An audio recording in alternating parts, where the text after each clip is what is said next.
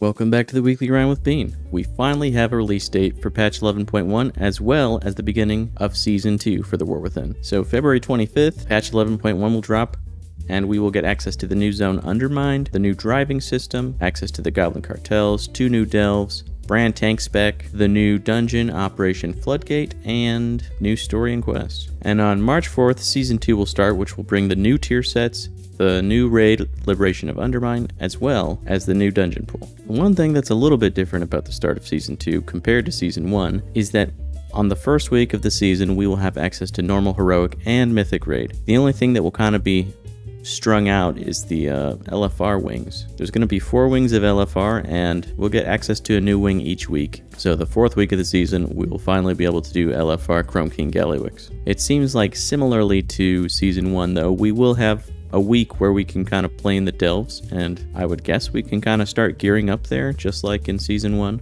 The reward system was kind of a problem in Season 1, where people would just spend the majority of their time gearing up in delves, and they got way too strong. They wouldn't be getting rewards in Mythic Plus until about plus 7s or so. With the changes, though, I don't think it's really going to be that big of a deal. People will be able to get a little bit of a head start gearing in delves, and then it will actually be worth it to jump into any level of Mythic Plus. My plans so far for the season are Prop Paladin, but I'm going to be spending a lot of time actually playing with Ret and Pugging, so that'll be a good way for me to get lots of time in the dungeons without all the responsibilities of being the tank and doing the pulls perfectly and all that stuff. So I can kind of learn from the more experienced tanks before I kind of get my feet wet with my own little group. So I'll be playing Prop Paladin and Ret Paladin, and I'll also be playing a lot of Augmentation Evoker, which I started playing around with recently. They've got a pretty fun game style, and I'm interested to see how they're going to do now that they won't be affecting tanks and healers like they used to. Besides Paladin and Evoker, I'm also probably going to mess around a little bit with Rogue, just because I like that spinning plate playstyle. And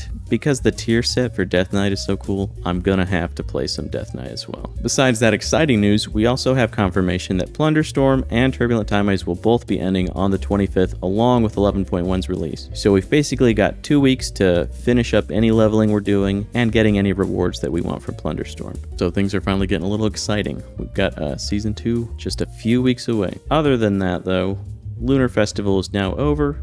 Arena Skirmish bonus will be active this week. Arena Skirmishes will award honor at an increased rate. We've got Wrath of the Lich King for the Turbulent Timeways this week. Don't forget to pick up the raid quest too if you're interested. Get a chance at some cool stuff. We've got the Deepwind Dunk PvP Brawl active this week. And Love is in the Air will be ending on the 17th. So don't forget to do your daily chemical bros for a chance at the mount. Really not a ton of news other than those official release dates, which it's nice to finally have confirmation on. Other than that, though, thanks for tuning in.